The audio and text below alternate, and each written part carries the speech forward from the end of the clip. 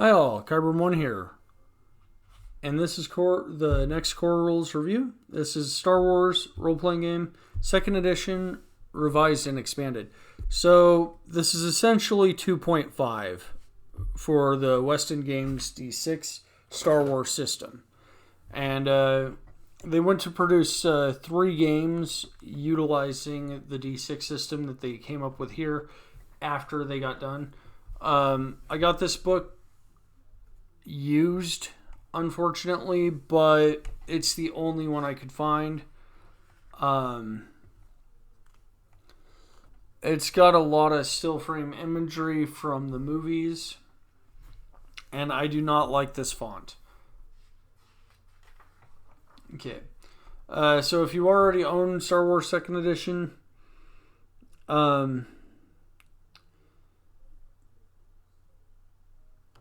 so there's a couple changes to it, and they go over where these changes were done. But overall, I feel that this was a pretty good expanded sort of rule book. This is the type of thing I prefer that they do when they make changes like this to an ongoing edition. If you're going to re-release a book, definitely clarify that it is revised and expanded, because there are several new things here, but it follows the essentials of what 2nd edition was, so people don't have to go out and get a brand new variant of this. Okay, so let's see.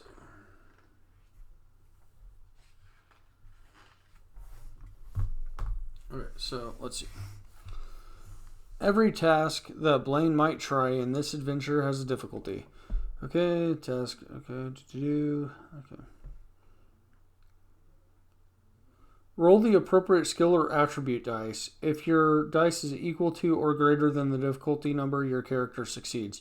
If it's lower, your character fails. So, basically, if I have 6 in an attribute and I need to roll for that attribute, I roll all 6, and I have to meet or exceed by adding up what I roll. And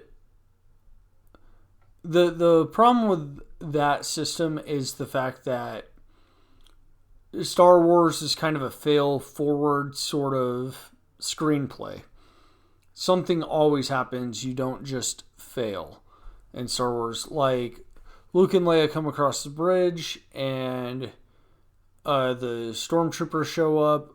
Leia's like, hand me that, starts shooting, and then they're able to swing across.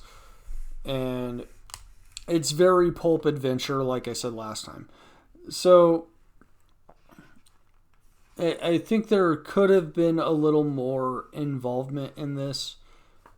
And the art here is honestly really good.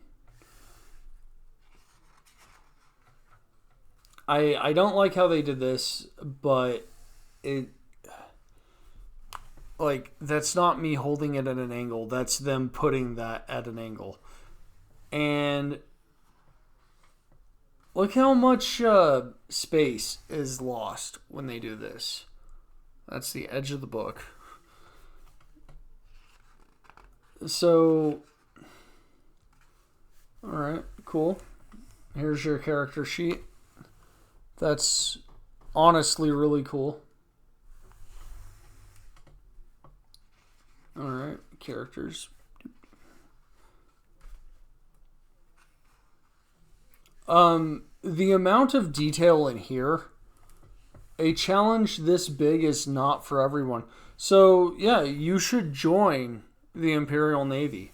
I mean, you get these really cool stormtrooper uniforms, and I honestly think wearing the stormtrooper uniform amplifies damage.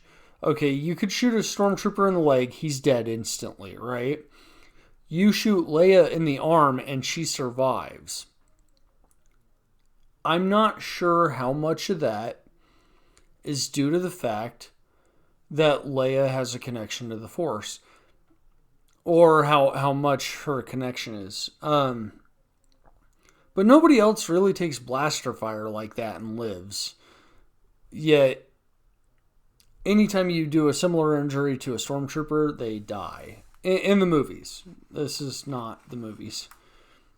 But, so, there's a lot of detail to this. Okay, so, where is it? Okay.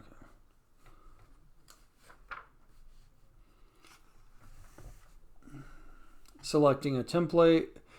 So the character templates were important. I don't like how they use this to split up the character creation.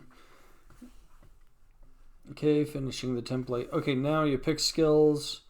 Then you decide if the character's Force sensitive. And honestly, after seeing The Mandalorian, like, I'm okay with non-Force sensitive characters now because they're doing a really good job with that. Spend credits on equipment. Pick Force powers. I honestly like the way that Star Wars handles the equipment in the movie, because think about it.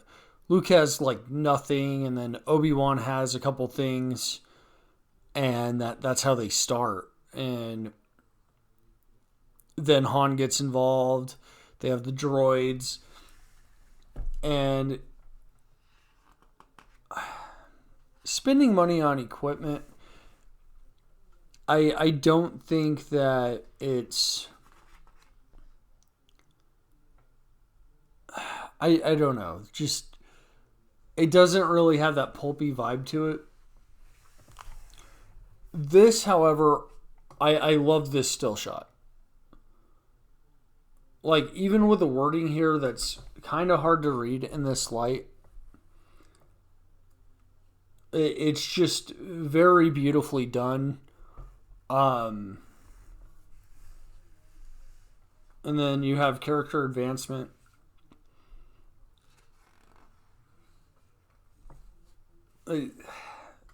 There's a lot of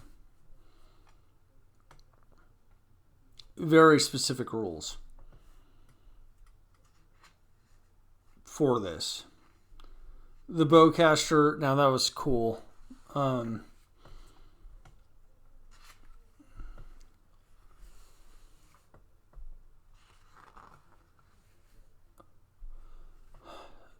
This system really captured the imagination for Star Wars players back in '96. We were waiting on the prequel trilogy, and people were excited about it before they seen it. I mean, Jar Jar Binks ruined that for everybody, and seeing Anakin as a kid seemed kind of pointless at times. Episode 2 started him down that dark path, and episode 3 and 5 are my favorites.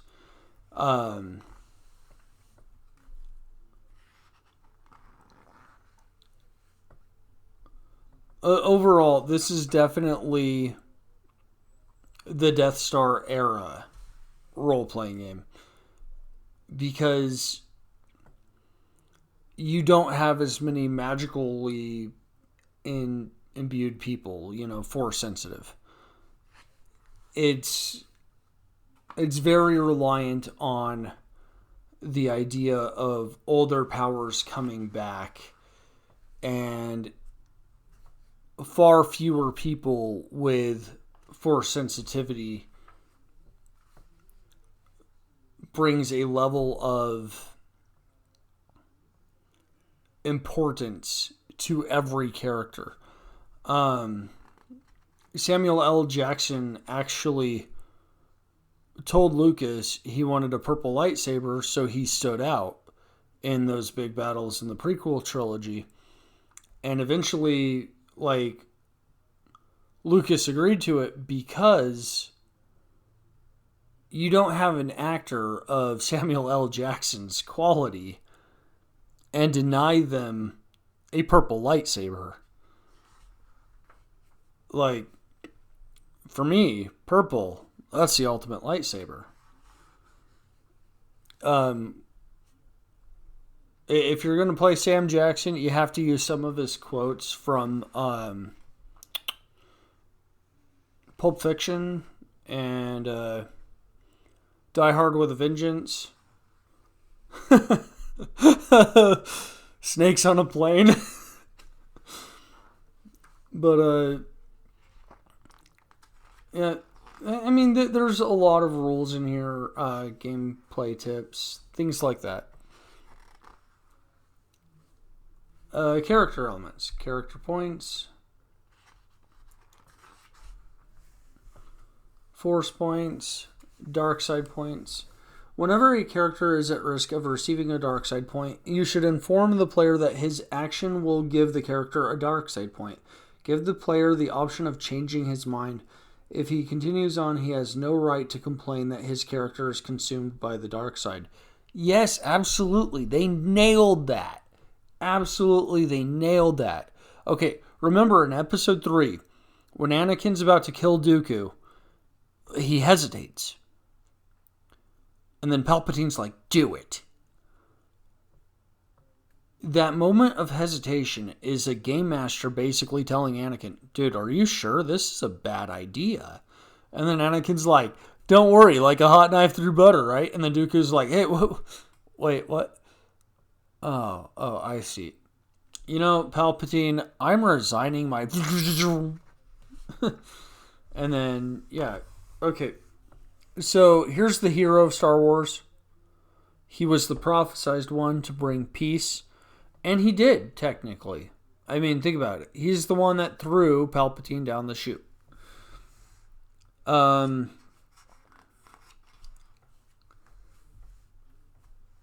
So... combat is dangerous. Combat in the Star Wars game is fairly lethal. The key to survival is not getting hit. If someone is shooting at your character, you should probably think about dodging. If someone comes after your character with a vibro axe or lightsaber, it's probably a good idea to parry the attack. Just like in the movies, most characters that get shot are seriously injured or killed. You've been warned.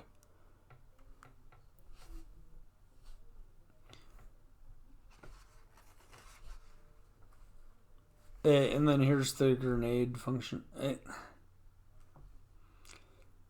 It doesn't exactly work with the D6.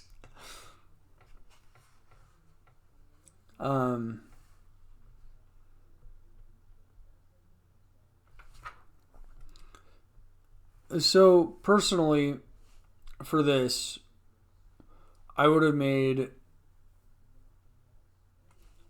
12-sided like a clock face, and then this would have been 1 and 6, 1, 1 and 2, 2, 2 and 3, 3. You know what I mean? Like, I would have made it fit together in such a way that, you know, because rolling a 1 would hit any area with a 1 involved in it. Because, I mean, you're missing 2 of the back areas, and that just doesn't feel good. Okay, cover.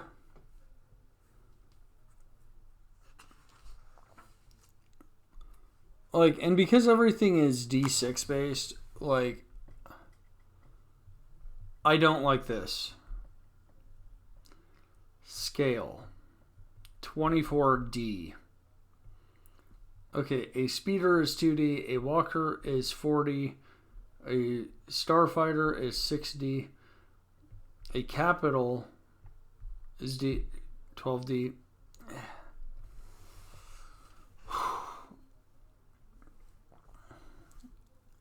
I don't want to be throwing around all these dice, but the thing is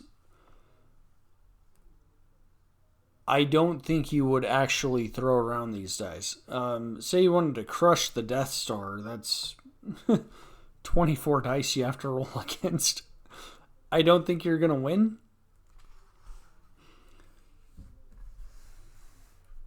Yeah, there's game option, hit location. Now that's cool.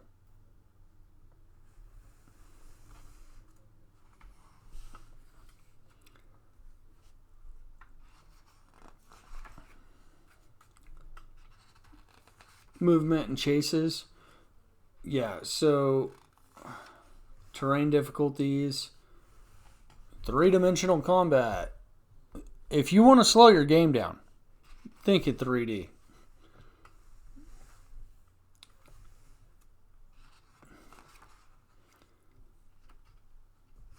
Maneuvers. Yeah, that. I mean,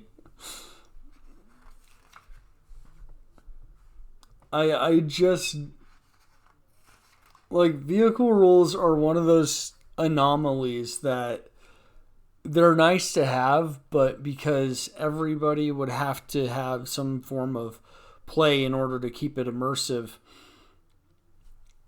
I I don't know how I feel about independent vehicle moves and all that. I mean, I know it makes the game better if done well, but at the same time, that's cool.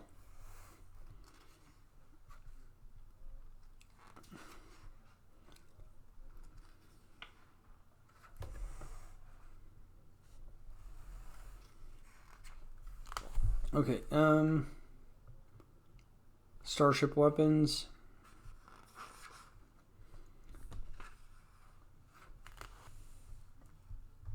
Excellent use right there. Because, you're talking about bigger battles and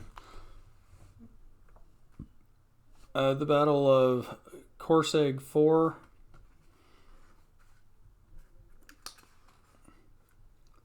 The Force. Now, here's the cool part about this book. Jedi Training. The Star Wars role-playing games allows Jedi player characters. Only Force-sensitive characters can learn Force skills and powers. Several character templates start the game with Force skills, including the Alien Student of the Force, the Failed Jedi, the Minor Jedi, the Quixotic Jedi, the Rev Ween, Taya Adept, and the Young Jedi. Other Force-sensitive characters may learn Force skills and powers if a teacher is found. And to me, that means a lot. Because most role-playing is about playing the role of your character. And if Order 66 was carried out, let's say, 20 years ago, Force users are now rare or hiding or in use by the Empire. Finding a teacher and staying away from the Empire just got more dangerous. Everybody, if you get the chance, please watch The Mandalorian. It's incredible. And this is effective right here. You can't see it too well, but that's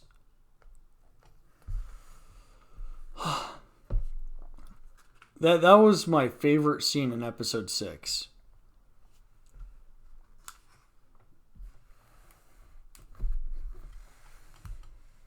Here's something from episode 4.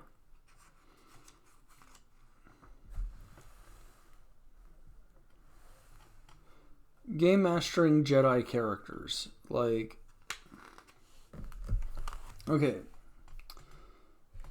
Well, you have to deal with the dark side, responsible use of power, tremors in the Force, teachers, limiting powers, intuitive powers, creating new powers. Okay, so tremors in the Force. The Jedi who acts with restraint and thought may seldom be confronted by the Emperor's minions. A Jedi who constantly uses the Force will create many tremors in the Force, making it very easy for the Emperor's servants to hunt her down. A Jedi who uses the Force too frequently will surely draw the attention of people that she'd really much rather avoid. Premonitions, visions, and disturbances in the Force can be used to involve characters in a larger adventure.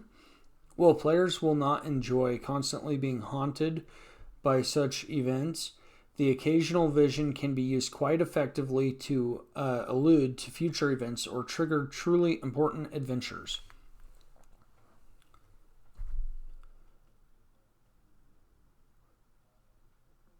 Even if a character doesn't want to be Force sensitive, say you have them pick up an artifact, like are found in many of the Dark Horse comics.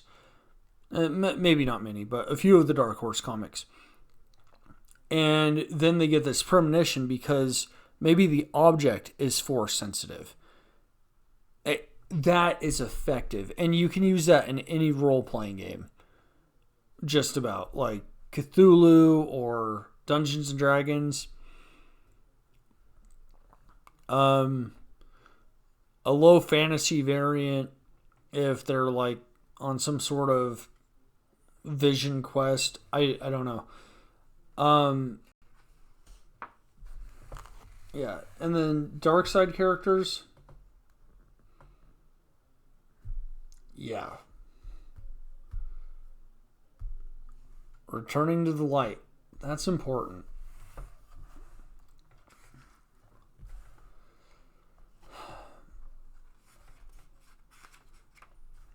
Okay. Reading the adventure, character cards, stock encounters, setting the mood. The movies, the music, collectible cards, miniatures, models, and micro machines. Starting the adventure, using a script. In media res. What? Okay. So, there's a lot to running a Star Wars adventure. Not really. I mean, pretty much you stick to the pulp action. You decide whether you want a personal scale, you want a group scale, or do you want large warfare? And let me give some examples. Okay. So the ambushes on Endor, the Forest Moon of Endor, those were group scale. You know, because you had different groups doing different things, and everybody had a mission to accomplish. So, rather than saying this went well, and this went well, and this went well, you have the different groups doing different things, and maybe having sub-characters that are competent be used for the players to take those actions. That way they feel more movie-esque. Or if you want the large-scale battles, like when they destroyed the Death Star, that might be a little harder to play. Maybe have one of the characters or players be the Luke Skywalker, if you will, and then a bunch of the others be the disposables. That way they can save the day together.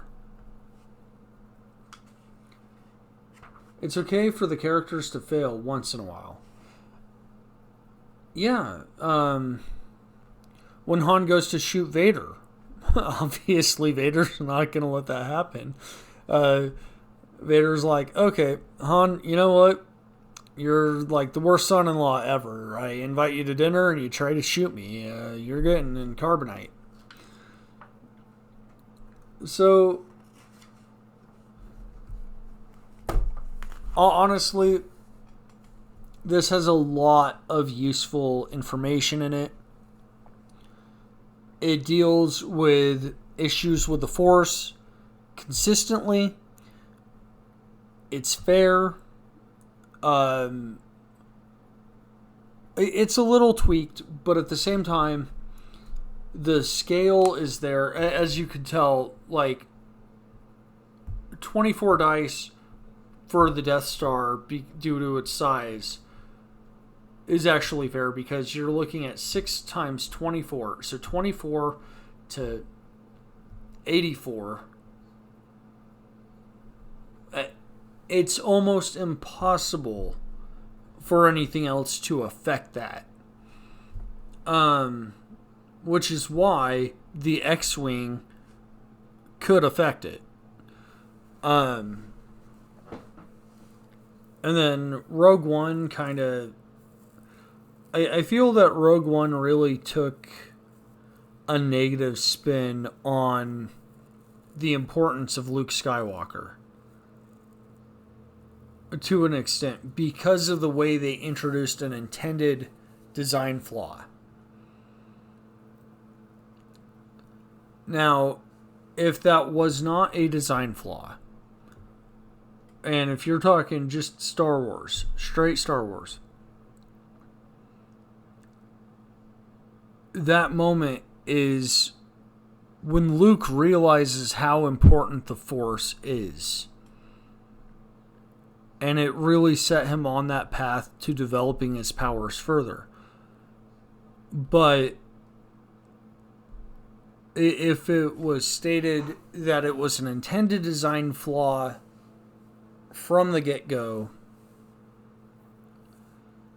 then, not just... We found an issue with the Death Star that was designed.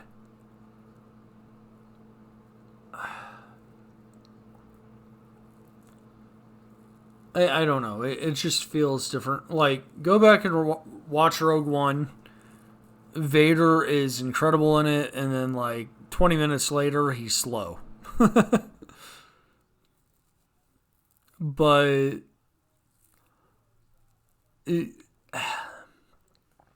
the Vader you see in Rogue One, what he's doing, what he's capable of, it really harkened back to Star Wars The Force Unleashed game, which that first mission was absolutely incredible, and I loved it.